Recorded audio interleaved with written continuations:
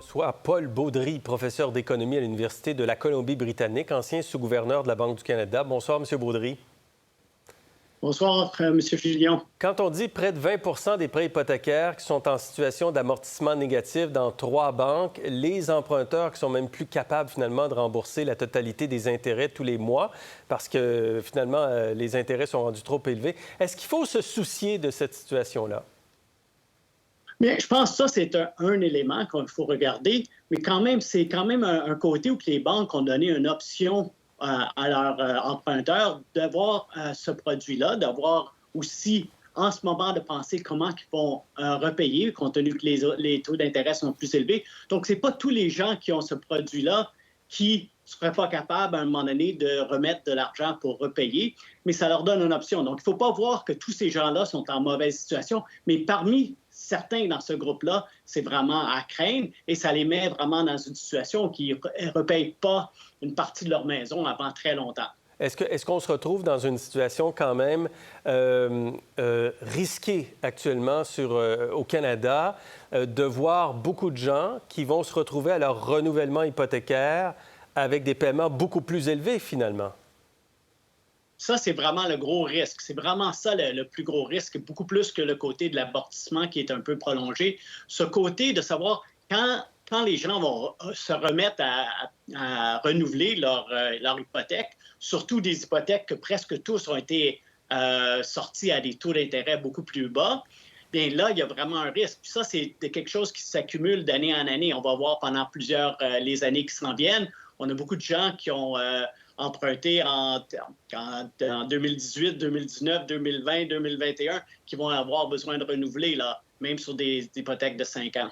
Parce que vous êtes d'avis, vous, puis je vous pose la question, que les taux d'intérêt vont rester plus élevés plus longtemps qu'on peut le croire?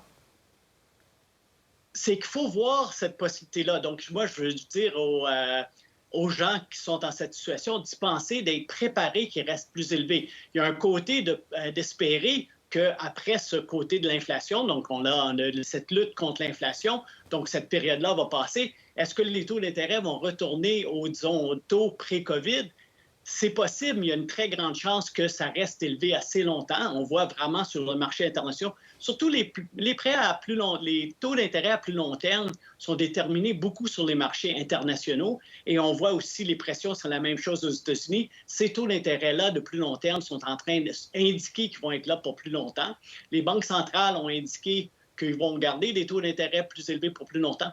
Donc, c'est quand même un risque à penser quand les gens vont faire face à un renouvellement, dans quelle mesure que les taux vont être encore très élevés pour quelques années. Mais ce n'est pas certain. Ça pourrait baisser, mais il faut se préparer à un risque que ça ne baisse pas. Bien, c'est ça. Le marché obligataire, quand même, avec les taux qui sont au plus haut depuis 2007, envoie ce message-là que les taux pourraient rester élevés encore un bon moment. Est-ce que les nouveaux propriétaires, les jeunes ménages, sont les plus à risque? Bien, c'est certain que du moment qu'on est plus serré, c'est n'importe qui est quand même serré dans sa situation financière qui peut être à risque à ce moment-là. Si on a acheté une maison, ce qui est surtout des jeunes propriétaires, souvent une nouvelle maison, et qui sont vraiment, à ce moment-là, ils étaient déjà à une situation un peu maximale qu'ils pouvaient emprunter, et ça, c'était à des taux d'intérêt plus bas. Maintenant qu'ils vont être à autant de renouvellement, ça peut être une situation assez difficile, là. Oui. Est-ce qu'on devrait réévaluer au Canada la possibilité de ramener des hypothèques sur 30 ans? Là, c'est 25 maximum. On l'a baissé en 2012 de 30 à 25. Est-ce qu'on devrait revenir à 30 ans? Mais il y a vraiment des compromis à ce côté-là. D'un côté, ça facilite un peu le côté d'ajustement avec ces taux d'intérêt plus élevés. Donc, c'est ça qu'on est en train de voir. Donc, la première question que vous m'avez posée, c'est exactement implicitement qu'est-ce qui se passe dans beaucoup des prêts en ce moment quand on parle des amortissements allongés. C'est un peu l'équivalent d'aller à des amortissements qui sont plus que 25 ans, 30 ans.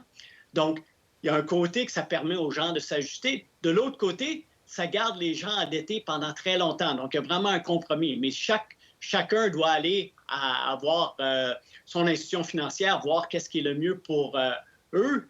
Mais pour beaucoup de gens, quand on s'endette encore plus longtemps, on est quand même plus à risque d'avoir un problème à un moment donné.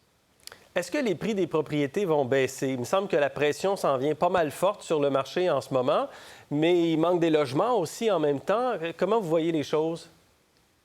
Mais comme vous dites, il y a vraiment ces deux forces différentes-là.